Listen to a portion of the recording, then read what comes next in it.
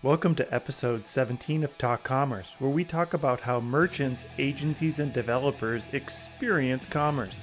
This week we interview Tadhg Bowe with Monsoon Consulting. We discuss Magento and the state of the Magento community. We discuss Adobe Commerce, and should it be called Magento Commerce? And why did they change the name, and is it confusing?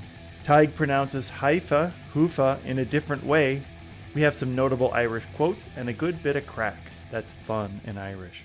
Magento Creative, partnering with the client to help fulfill their strategic growth, serving the world as an Adobe Gold partner and BigCommerce Elite partner.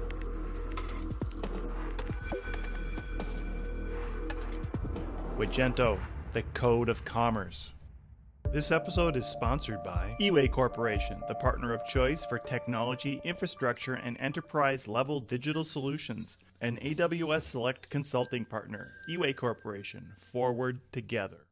My name is Brent Peterson, and I'm your host. Please remember to subscribe wherever you download your podcasts. And now, Talk Commerce.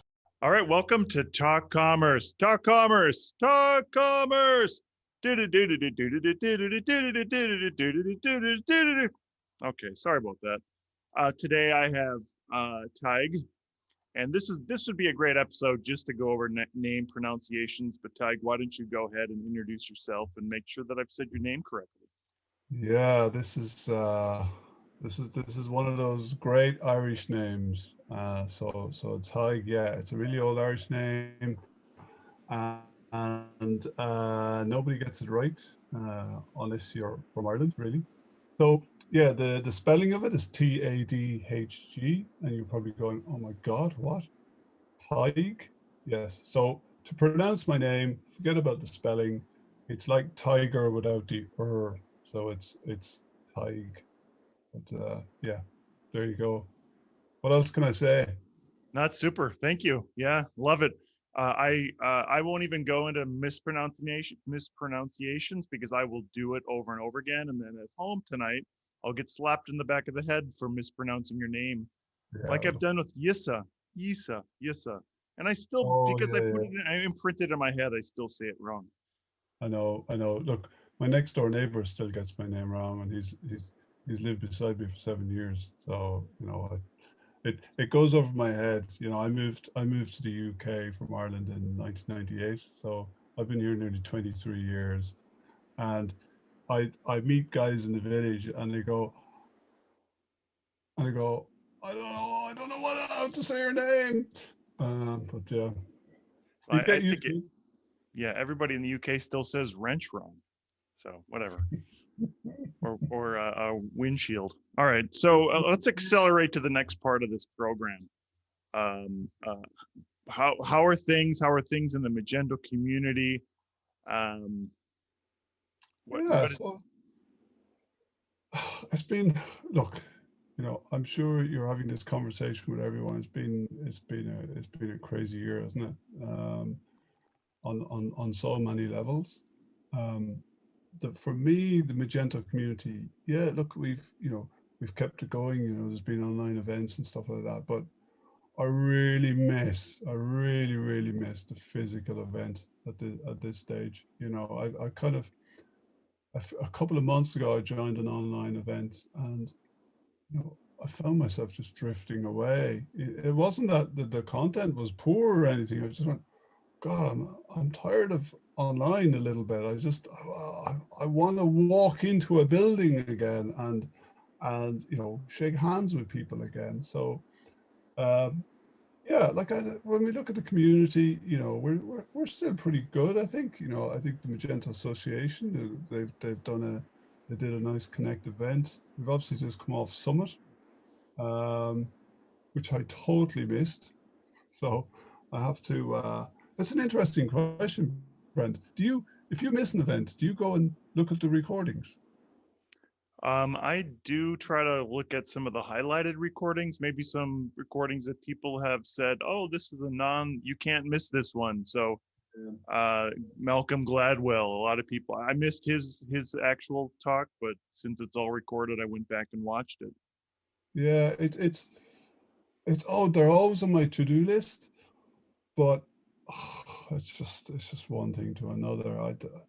Like e-commerce is crazy. This is the busy time of the year, isn't it? So people come out of the new year and you go right, uh, especially now with, on the back of COVID, like e-commerce is it it's gone a bit bonkers. I think people are going a bit COVID mad, even though they never had COVID. It's just the pressures in e-commerce right now. I'm sure you're seeing it as a solution partner. Some unrealistic goals being set and stuff. But yeah, that's where we are. It's busy time in e-commerce. Yeah, it's exciting. And I guess I did have somebody on that said if you're a Magento developer right now and you're unemployed, then there's something dreadfully wrong with you as a developer, which I think is the wrong thing to say. Maybe you just would like some time off. But if you are Yeah, looking for a job, this would be the right time to find a job as a Magento developer. yeah, yeah. Oh no, definitely. So I made the step away from developing back at the end of 2018 um, to become a Magento solution specialist. What in the name of God is that? You might be crying out, and uh, I still don't know the answer. I'm kind of a jack of all trades, master of none. But as a developer right now, yeah, the Magento developers are highly sought after. Um, and yeah, we're always on the lookout. I would argue that the job or the role of solution specialist is the most important role in any e-commerce business, especially from the agency side. If you set up your project from simply a technical standpoint, you will have an engineer who over engineers the project and will oftentimes completely miss what the client would like at the end. uh, Yeah, and they may not also, not a single developer may miss some nuances or other things that would be a requirement or not a requirement in any given project. yeah. And I feel though that, and I always felt that this job as solution specialist is is the most important thing that you can do to frame and start your project. No, no, totally. No, totally. And my role has evolved very quickly since I took it on. But to have an overall picture of the project and almost sitting semi on the client side and what are they expecting. Um, Sometimes, yeah, developers, they have the blinkers on and they go, right, I'm on this epic now and I've got this, this is the way I see it. But but there's a whole lot of bunch of other stuff that needs to be thought about. And yeah, it's quite an important role. Because Um, I'm interested in how how as a in your role now, how does that sort of week to week look, not day to day, but week to week? And then how do you interact with merchants to help them better understand their projects during that time period? Or in yeah, those little instances, so just say week to week or bi-weekly. yeah. So like I have to admit the last couple of months I've had my head down. We started a new project, and it's very much the solution specialist comes in right at the beginning of a project, even part of pre-sales. Um, Understanding exactly what the client needs and coming up with that solution for them, because it's part of the quote process. And if they're happy with that, but then immediately after that, you've got that discovery phase. Now, discovery phase, we've had all sorts of ideas around discoveries and what's the best way of doing discovery. Um, and initially, originally we used to have these big long discoveries, but Jesus, by halfway through, everyone's fed up of it, and nobody has all the answers at the start of a project. So but a solution specialist is really important at the beginning to potentially break it down and say, look, okay, we need to get the project started. It'd be good to have milestones, and clearly you don't have all the answers now. Nobody has all the answers now. So it's coming at right stage of projects to be able to go, right, now we've hit that milestone. Let's talk about some of the other stuff that we didn't know at the beginning of the project. Because you know as well as I do, projects evolve even over a space of 3, 4 months, project changes. Um, but from a week to week, oh Jesus, it varies. As a solution specialist, I thank God we have so many brilliant technology partners nowadays. E-commerce it's a big subject. It's not just about, click on a product and go to the basket page and off to the checkout and buy, and that's the end of it. Like, there's so much other stuff that's going on. There's a whole industry around the thank you page. So it's having technology partners. It's impossible to be an expert in everything. It's impossible to be a solution specialist in every single element of e-commerce. So that's why we rely on technology specialist partners. Your recommenders or your chats or your search, whoever it may be. So they all play a very important part. So for me, it's very much fitting all the pieces of the jigsaw together.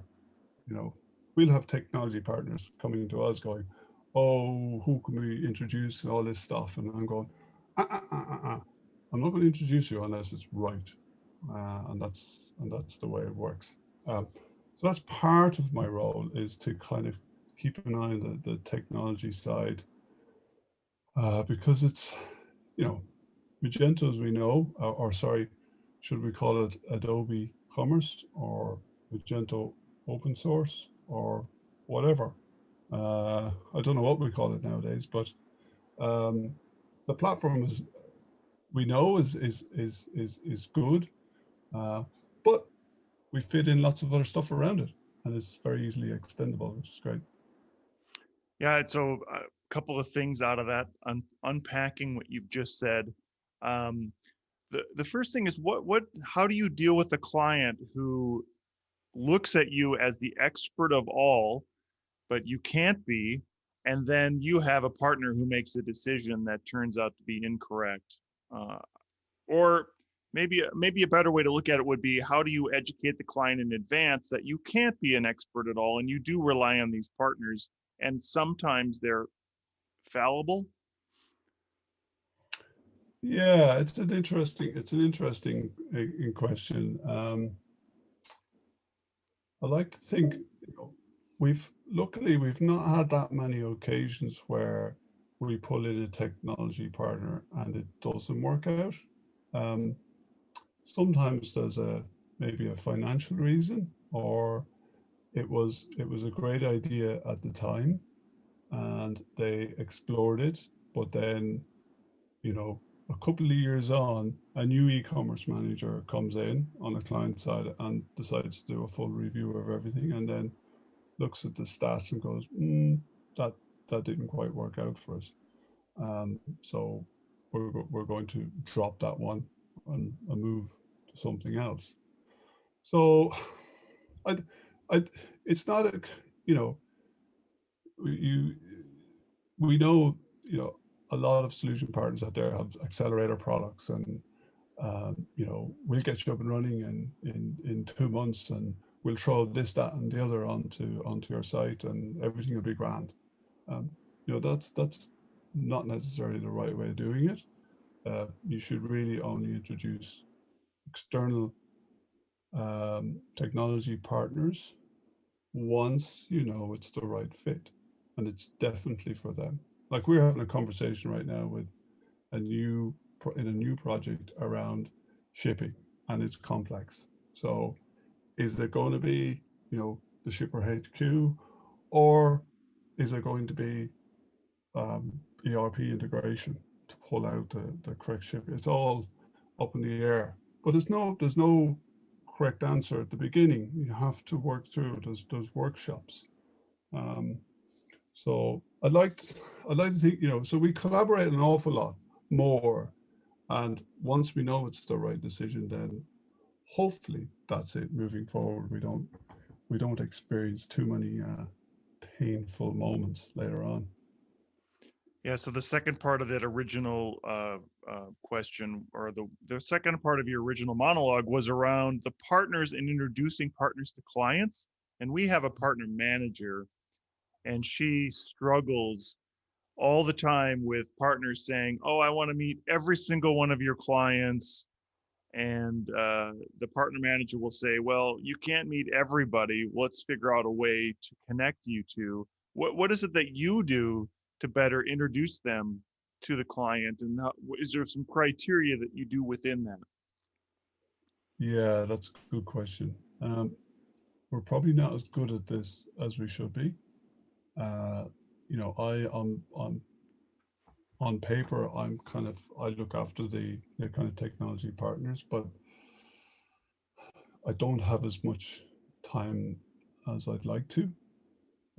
And we get that too. Our technology partners come to us and go, here's, who are your clients and who can we be introduced to? And I don't like that. I don't like the just for the sake of it, because we've signed an agreement to partner together, which is wonderful, but I'm only going to introduce you to the people who I believe things will work out here.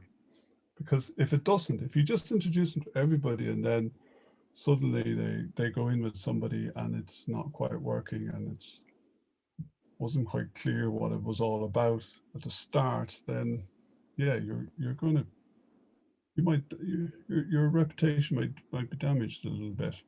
So it is hard. It is hard. There's no way I'd introduce a technology partner to just do a blanket introduction. No, definitely pick and choose. Um, we don't have hundreds of clients, so it's not a it's not a feast in our world, but it's great having them, and knowing that we can call upon them when needed. Um, Yeah, I think sometimes the partners think that we're this sort of um, platform that has thousands and thousands of clients, and they're going to just come in and have just clear pickings.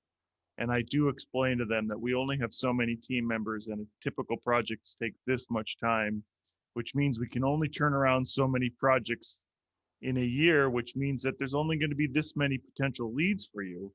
yeah, And if you're basing this whole thing on what are the potential leads rather than what is the right solution for the right client, then I don't think it's a good relationship. yeah, yeah. No, exactly. And it's down to dozens. We don't. It's not the hundreds at all for a lot of solution partners, regardless of whether you're gold, silver, or bronze. Um, but for example, we have a couple of really nice B2B clients. They don't need, they hardly need any of the technology partner stuff out there because they're so bespoke to begin with, and to try and shoehorn them in and you go, oh, you mean you don't handle price books or you don't do this or that and the other. And you go, it's too hard to, at the start even. So yeah, it's an interesting one. Yeah, so let's move on to there's two programs. Well, there's two parts of Magento that I want to talk about specifically. The first one is the accelerator or the rapid RDP, rapid deployment program that Adobe has. And I would just kind of like to touch in on B2B because I think that is such a specific market, and there is so many people that in the marketing world say they are specifically B2B, but I think RDP is something that is such a topic right now. I'm looking for some of your insight in that. Accelerator, yeah. I think there are more accelerators on the market now than hot dinners. I think you guys probably were one of the first on the bandwagon of the accelerator at Magento, but the rest of us are a bit slow to catch up. But it's I have to say, we at Monsoon Consulting, yes, we also have an accelerator product. which sits on top of commerce and open source, and but it has been one of the best projects I've been involved with. We internally have R&D the department. Everybody gets to be part of R&D. We have in Ireland, there's a wonderful organization called Enterprise Ireland, and they support R&D projects. So we kind of go away and we kind of, not that it funds this kind of accelerator solution that we've built, but it just gives us that little bit of initiative that we need. And it's been amazing. It's totally transformed how we develop stuff. So again, we looked at accelerator, but it quickly actually evolved into a solution. So based on all the stuff that we did for other clients, we went, well, why can't we recreate that in a more generic form and serve it as an accelerator? So it's yeah, we'll advertise it. Oh, we'll have you online in 6 to 8 weeks, no problem. But as well as I do, projects are complex. Data migration could take 3 months alone. So it's not as simple as that. However, it is good to have them. I think yeah, there's a plentiful supply of them, but I'm proud of our team. Actually, it's been a great project for us to build a proper solution. So a lot of extra features that are not necessarily available in the marketplace. So it's been yeah, it's been very good. And so is this the accelerator that you hinted to prior to our interview, or is there another part of accelerator that you wanted to talk about? Oh no, yeah. Look, we call it Apex. That's the name of our accelerator solution. It's yeah. Look, it sits on top of Adobe Commerce B2B, and then we also have like another Apex Lite, if you want to call it, that sits on top of open source. But that R&D, that like our front end guys are. I don't know how much you've jumped into the likes of Hiva and stuff. Hoofa. Hoover. Did you say Hiva? Is it Hoover? Hoova. Haifa. Hiva. What's the correct pronunciation of it? We don't know. Nobody knows, actually. Not even Willem knows. And I'm going to actually, I do have an interview coming up with Willem. Yeah.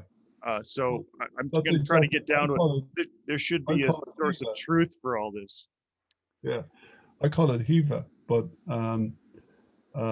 yeah, but that's like a very exciting project. The whole headless stuff, and our front end team are mad to be working on it. So it's great to have the R&D side of it, so that we can allocate some time to look at it and maybe down the road contribute to it. Yeah. So just touching on B2B and Hoofa, Hoofa, Hifa, Hifa, Haifa. Um, we are embracing it as well, and I am going to start arguing for the idea that this project should be open source. And I don't know how we can all help InterNet fund part of it, but like we're doing a B2B project right now, and our initial goal was to do the Haifa theme, but we're finding there's so many things that need to be developed for B2B Yeah. that it is it is getting a little bit more expensive than we first thought. And if we're going to do all that work, wouldn't it be great if we could give that work back and then we all share in that work. Just think of the collective involved in that around trying to build out something that's more community oriented rather than a paid version of it. Yeah, no, I agree. I think it'd be wonderful if it was. I was kind of expecting Adobe to buy it, but it's Yeah, I think open source would be great for it. The B2B side, yeah, I think B2B is still that's still being developed. Um, I think primarily it was, when it launched, it was like B2C, but there's a lot of community support for it. Yeah, no, And I 100% agree. I just think the whole project, if it was put out as open source, would accelerate faster.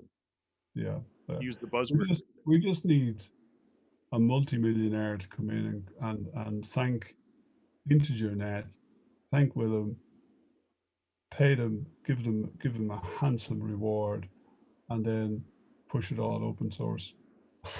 It's yeah, it's a great project, and it just shows what can be done. The guy, the Williams is a genius and a great guy behind it. So, fair play. They're a great company in I have to say that they're full respects to them.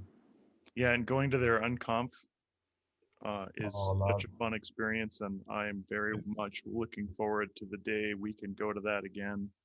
Yeah. So to anyone who's listening, this conference, it's in Cologne in Germany. It's normally in autumn, early winter, November, October, November. It's called Magon Conference, and it is an on conference. It's totally, the talks are decided that morning. You vote for the talks you want. It's a brilliant event. I'm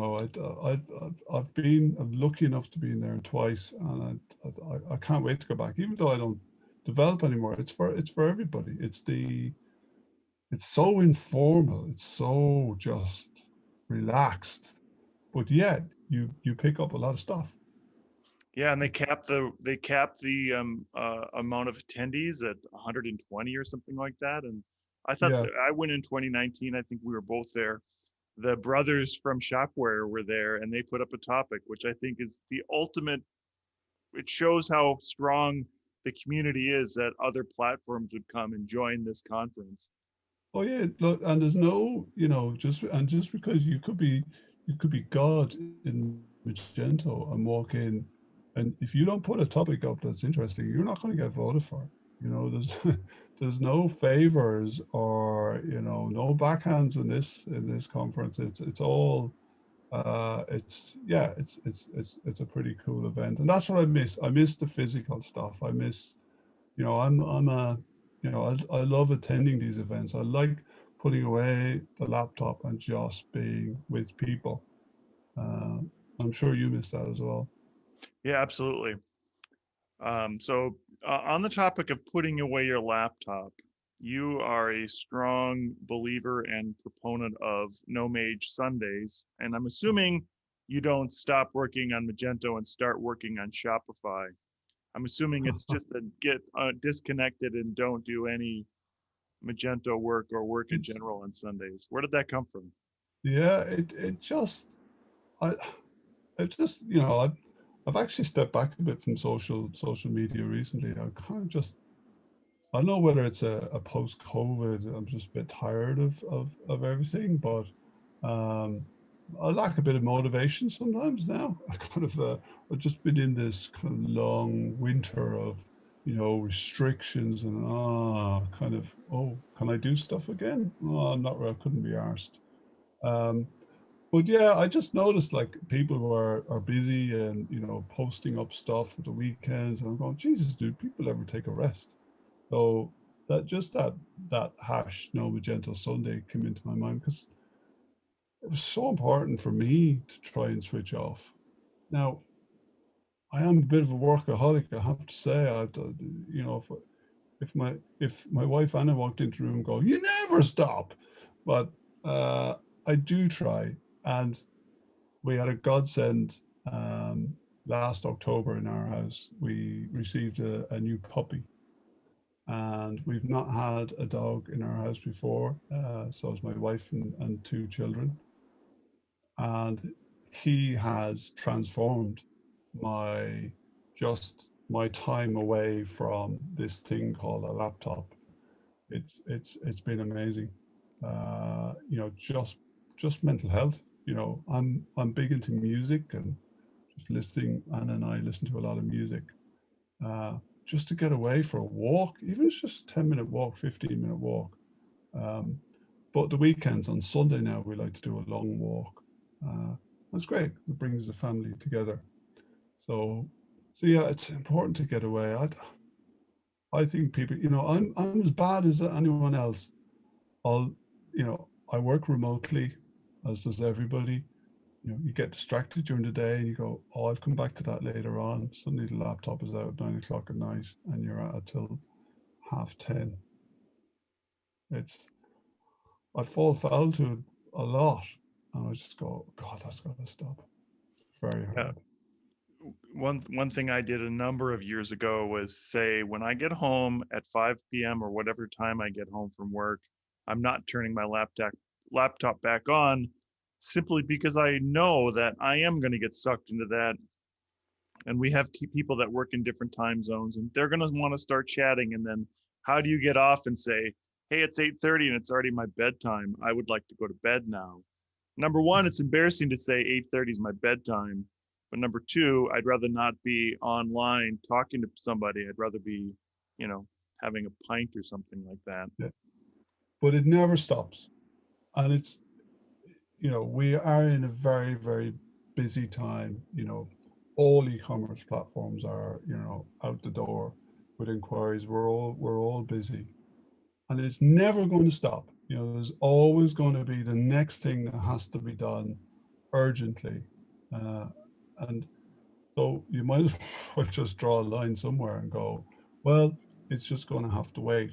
And this is something I've noticed is this trend of, because e-commerce is, you know, 24/7, 365, you know, but that doesn't mean our development team is available 24/7.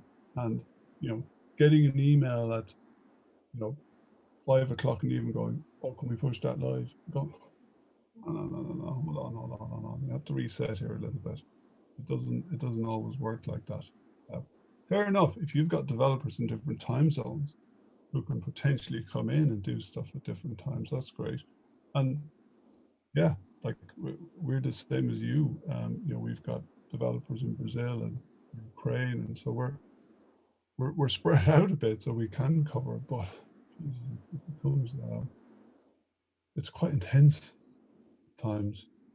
Yeah, It's a, and you know, going back to the solution specialist role, and there's a proper name for this. I'm forgetting it right now. It turned into Adobe superhuman bowling pint drinking expert, I think is the proper yeah, term. yeah, I like Um, that. all of those things, just like that, hey, let's push this code at 5 p.m. That should all be planned. And if you have a team overseas that can do that at 5 p.m. their time, great.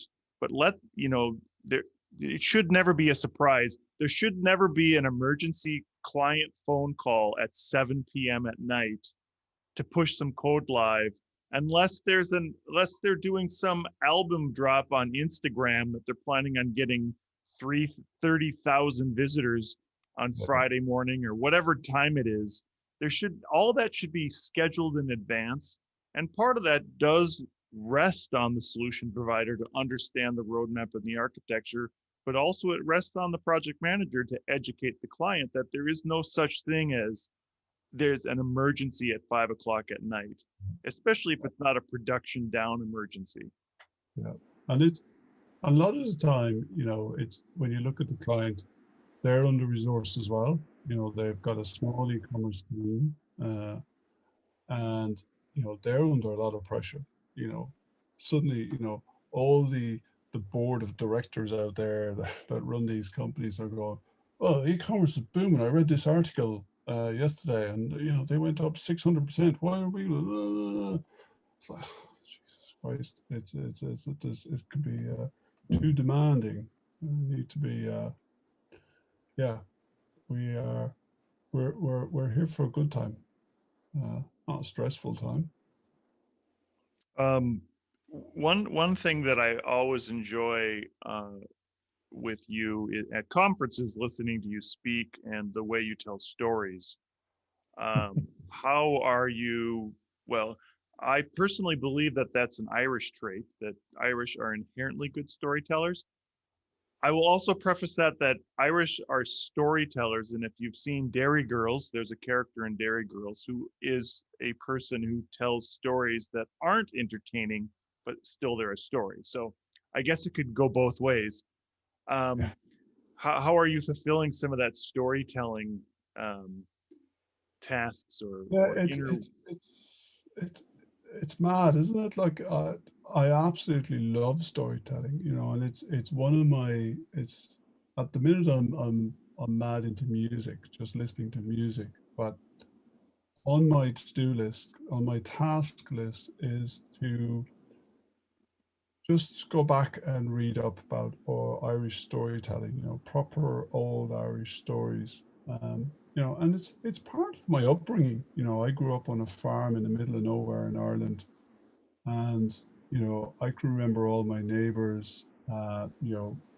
They would come to help on the farm, and then they would stay on after dinner in the evening, and they start storytelling. And then now the stories got better and better as the whiskey bottle reduced in in volume as it became more empty. But it just goes in. So maybe I'm born with it. I don't know, something in my genes about a story. But yeah, I love telling stories. And there's sometimes a bit of comedy in there as well. Um, but yeah, it's uh, if you go and you see all these talks, and when you go to conferences and stuff, and I always think it's a brilliant way to start a talk, to just take them away from the topic, because they could be just have come from another talk that's around the same. You just go, oh, he's talking about something else, um, totally unrelated. I think it's a good thing to do. I think if you watch Brent, if you watch my talk from Imagine in 2018, you might notice I finished with something rather spectacular, which was very different at the time. All right, 2018. Imagine. Are those? I mean, I think one of the problems that I've seen that the switch from Magento to Adobe is some of that content is disappearing, and it's kind of frightening. All the Yeah. master spotlights, half of them are gone right now. Okay. It, I wasn't aware. I assumed there was an archive. Um, but we'll anyway, have to investigate that because I do feel like that content is valuable, and I don't know how to find it. But yeah, yes, I'll look you up for. You had a very funny story at Mage Titans in 2019 or 2018 I in did. Manchester. Oh God, no! I think that could be 2016 or 2017. It's Could be. it's going. Oh my God, is it that? I think it could be 16. Yeah, I think it could be Yeah, five I didn't years. go to Mage Titans in Manchester then, but it was sooner. But regardless, you're. I would encourage everybody to see you speak in public, and uh, and maybe we'll have you back on the show and read the first chapter of Ulysses or something. That would be very Yeah, yeah, interesting. yeah. Well, I just think it's that we live in what's supposed to what seems like a very serious world, and we've all had quite a tough year of it. So when you go on stage, this all stems from my wife, who was a frontline paramedic, and when she was training, um, she came up home with some real stories. Some of the experiences that she had to do, and there was one particular day where this woman was dying in front of her, and it was tough. It was tough, and she dealt with it. And she came home, and she was in floods of tears. Guess what I was doing at that moment in time?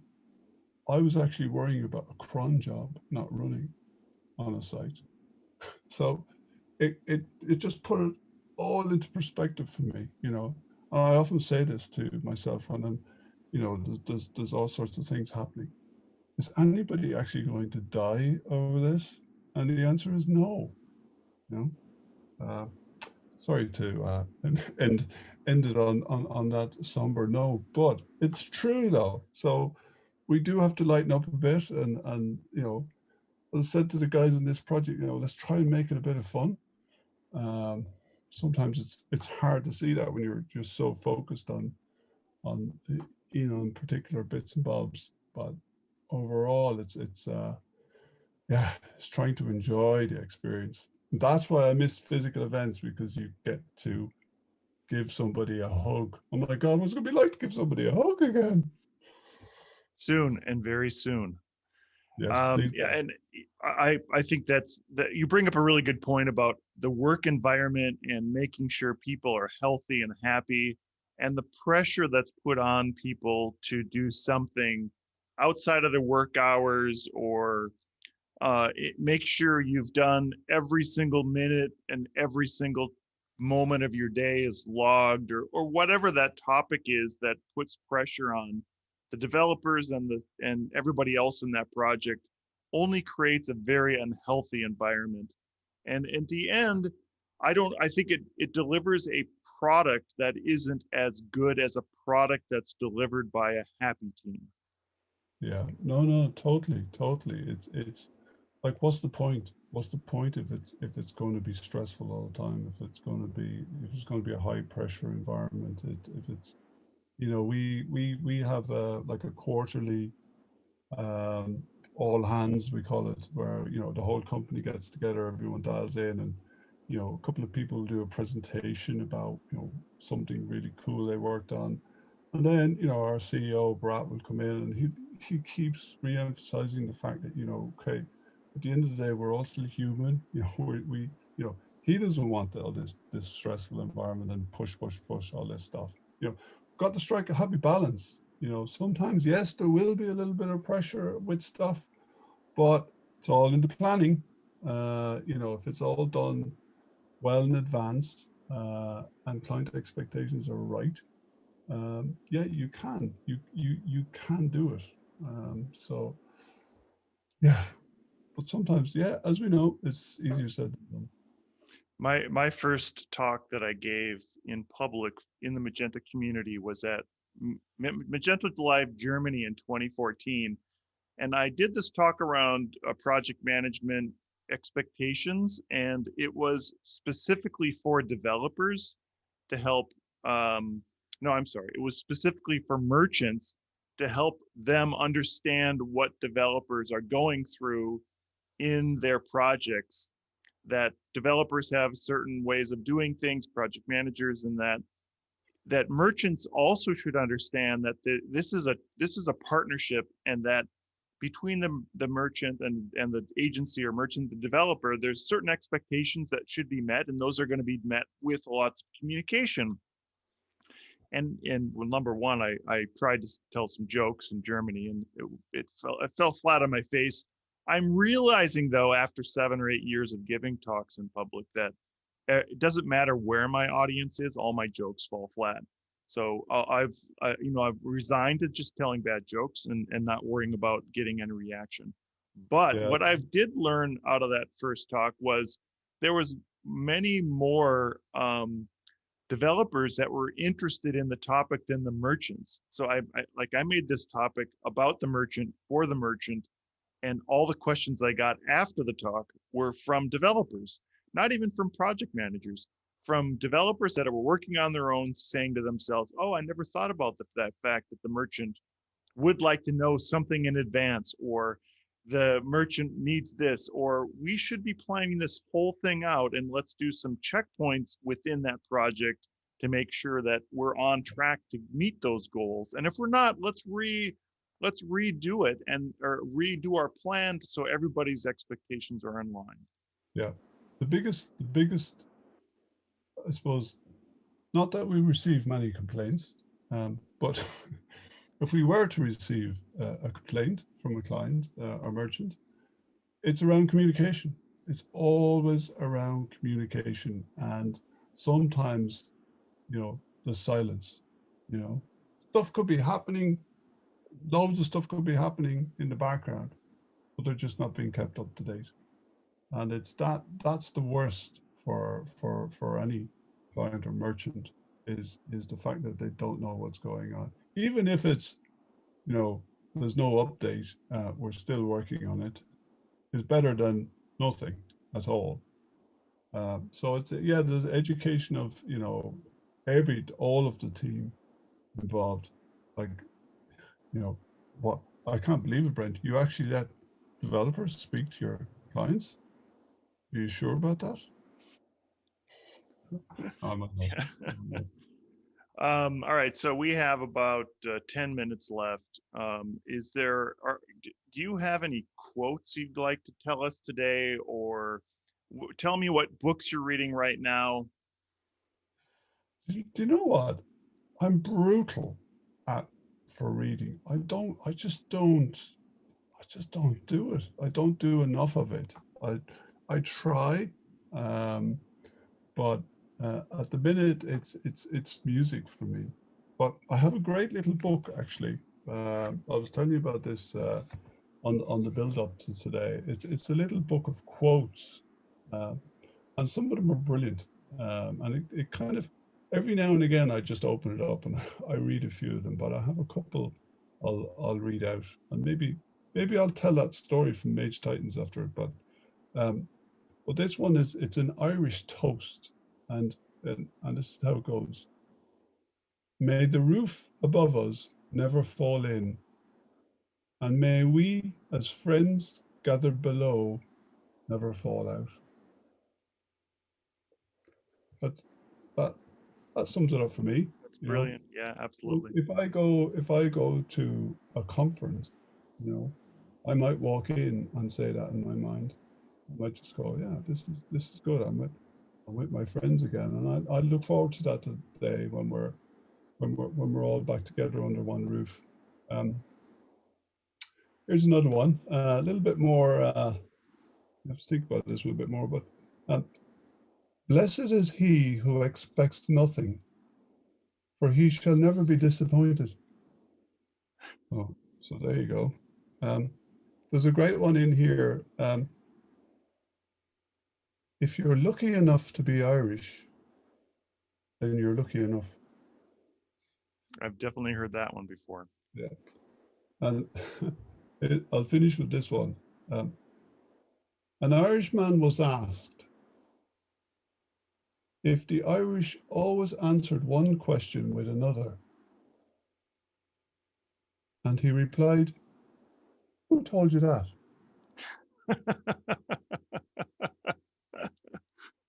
So Yes.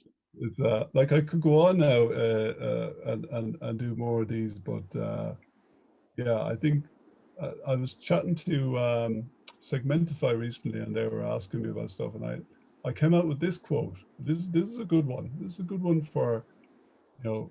I definitely wish I'd done this more. I said this more to myself when I was a developer.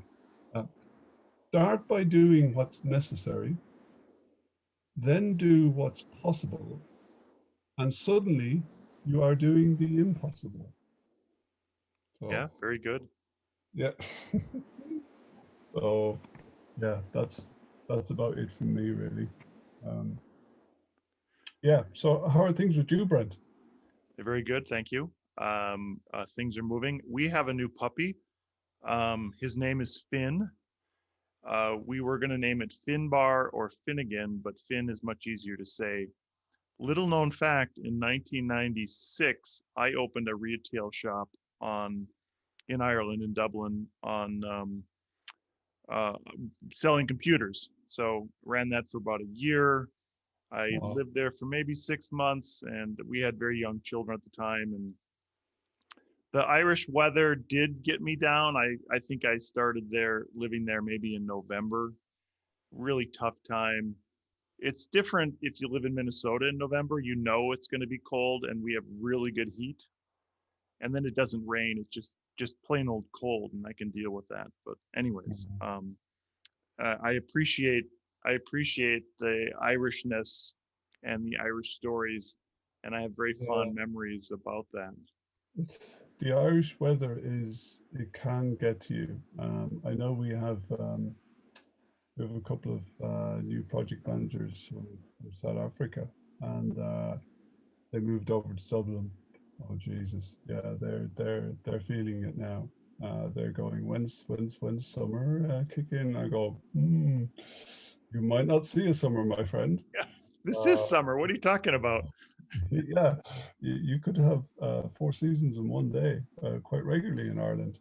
But yeah, it like my wife, she'd love to move to the southwest of Ireland, West Cork, and where her dad lives there at the moment. And Jesus Christ, we've never ever gone there, and it hasn't pissed rain.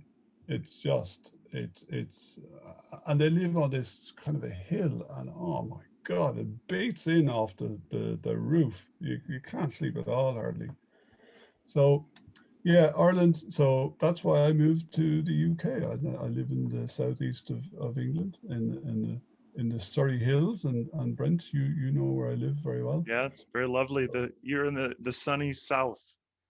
Yes, sunny southeast. Yeah, it's yeah, it's very, we're not too far away from France here, so we get some of that lovely French summer weather our direction. Although I have to say, the last month has been shocker. It's reminded me of home. So I think it's going to rain in England almost as much as it rains in Ireland, regardless. yeah, So I don't think you well, can get away from that. it's really interesting because you have what's called the Gulf Stream. So you have all these weather fronts that roll in across Ireland, and they do a roll across, but they hit northern England. It's a very much a Welsh to northern England, Scotland thing. Um, but the southeast just it's because of this Gulf Stream, it kind of just misses it. There's a slight gap. So quite regularly it can be 4 or 5 degrees warmer in the southeast of England than it is in northern England, um, and definitely 4 or 5 degrees warmer than Ireland, which is a big difference because there's a big difference, as you know, between uh, oh crikey, I can't do Fahrenheit, sorry, but in Celsius between 17 and 22, 23, big difference there. Oh yeah, definitely, especially from a field. My son always says Fahrenheit's better for humans because there's a broader range of how it feels on your Yeah, skin, and definitely Celsius is better for but mathematicians. the big question is, if we get back to physical events, will you be going to Summit next year? I'm already planning the Big Dam Run 2022. It'll be our 10th year, so absolutely I am Oh, going. isn't it? Yeah, Big Yeah, Dam Run, perfect for all of our listeners who are not seeing the video. Tadhg yeah, has the Dam Run shirt on. yeah, Thank you. yeah. I had mine on yesterday, so Okay, yeah, very good, very good. The yeah, I don't know. I'll be all over it. If that was one of the highlights for me. Obviously getting to Las Vegas, I'd never been before, but just doing the Big Dam Run because I don't run, um, and I set out to do the 5K, and I ended up doing 10K. Now I stopped and I walked and I ran a bit and I walked, but I just loved it so much. I wanted to spend the whole day there. Now I was fairly thirsty by the end of it. I have to say, it was roasting hot, but it was an amazing experience, and fair play, Brent, for starting that because it will always be a highlight for me. yeah, I think from a community standpoint, the Big Dam Run, if you look at it, there's no commercial aspect to it. It is really just a community event. No, And I know the pressure for doing events is always how do you pay for it? So the I believe that there is a place for community, and it doesn't have to be commercial. It doesn't have to be a selling point. You don't have to have some payment provider selling you on no, something, on some droning on uh, topic or whatever. It's just the time to relax, get out, be in the outdoors, enjoy yeah, the desert. and even the bus journey out. I remember I sat at the back of the bus, and there was a couple beside me, and we were all pretty quiet because it was early, I have to say, and I did not have much sleep before before that bus journey. But anyway, that's my own fault, of course. But there was a couple beside me, and we kind of got chatting, and then I kind of bumped into them a couple of times during the conference. It was just kind of a hello. And then on that final night, the big party, I was walking around and they were sitting down beside the pool. And I sat down beside them and had a great chat with them. And I just went, well, that kind of sums it up for me, from the start of an event where I kind of sheepishly sat beside somebody to the end of the event where we're chatting like we've known each other a long time. And that is absolutely brilliant. I know it's not everybody's cup of tea and not everybody is outgoing and stuff like that. But I'd like to think we have made Magento events welcoming for everybody. And it's not a clique. We really do want to see lots of new people, and I know that the association are working hard on that, and we will continue to work on that. I had chats of that, imagine, with people. I don't remember the chats, but I remember having chats with people like into like 4 or 5 o'clock in the morning about developing stuff. It was it was amazing. All right, so we are out of time now. At the end of these shows, I always like to give you a chance to do a shameless plug about something. So go ahead and tell us about whatever you'd like to tell us about. I don't want to plug. I just look, if anybody listening to this is still listening to it, fair play to you for listening to a bunch of old geezers, two old geezers here, chatting for what is it, nearly an hour now. But for me, yeah, just take care of yourself. When it comes to the weekend, try and switch off. If there's the stuff like I've reinvented, not reinvented, but I've taken up golf again. You know, Wow. my children are now at the age where they don't really want to know me anymore. So I went, you know what? I have to get away from this thing called laptop. So I go, well, why don't I try something that I've always loved again? Because I dropped it while the kids were little and stuff. So so yeah, maybe there's something out there for you. Explore new ideas, but please God, wherever you are in the world, stay safe, stay healthy, and be good. Thank you. Maybe, And maybe one more quote. Have we all right, time for go for one it. more quote? Yeah, yeah, go for it. Let's go for it. Let's go for it. Oh yeah, this is a good one actually. So rule number one is don't sweat about the small stuff. Rule number two is it's all small stuff. I've heard that one as well. That's a very good one. Um, Yeah.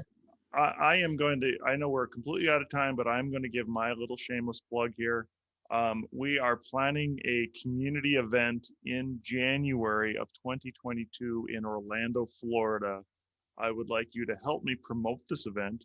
It will be a Magento hackathon in Orlando, and Orlando is another place that has a theme park in it. So it's like Las Vegas for families and people that like theme parks, and there happens to be a lot of theme parks. So again, Adobe slash Magento slash some kind of little mini conference. Maybe that's where the Mage Unconf Disney should be. But I am I am working on this idea to do this event in Orlando. It'll be a non-commercial event. It'll be all around community and building that community. So Yeah. Yeah, no, eh, I have to thank the community for, I wouldn't be talking to you now if it wasn't for a community. I'm not on the back of anything commercial at all.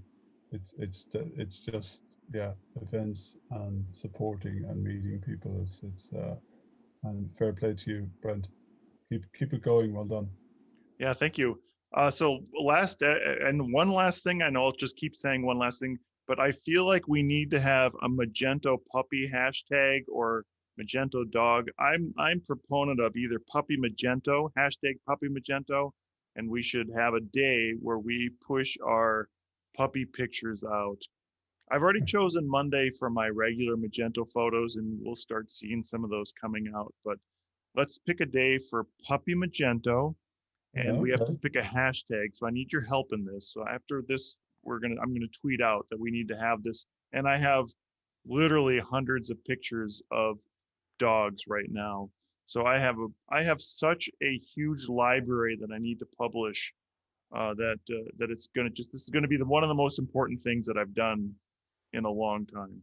Could well be. It's yeah, I've got plenty of photos as well. Although our puppy is no longer a puppy. He's as I say in Ireland, he's a brat. He's turned into a bit of a mischief little boy. Uh, but never a dull moment. Yeah. All right, It's Tadhg Bowe, thank you so much for this time. It's been very good and very entertaining, and I appreciate it. We should do a follow up on some tech topic, maybe, or something like that, if you're interested. Yeah, I'd like to talk more B2B. Some of the All right. B2B stuff out there is quite interesting and where it's going around self-serve and things like that. Yeah, it's quite an exciting area. Oh, exciting? Oh, okay. Yeah, Maybe really exciting. maybe that's a bit too much, but yeah, remain optimistic. Cheers. Bye. All the best. Magento Creative, partnering with the client to help fulfill their strategic growth, serving the world as an Adobe Gold partner and BigCommerce Elite partner.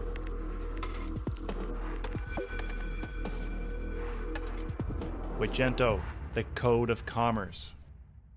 This episode has been sponsored by the partner of choice for technology, infrastructure, and enterprise-level digital solutions, an AWS Select Consulting partner, eWay Corporation, Forward Together. Thank you again for listening. My name is Brent Peterson, and it has been my pleasure to be your host today. Please rate and subscribe to Talk Commerce. New shows out every week.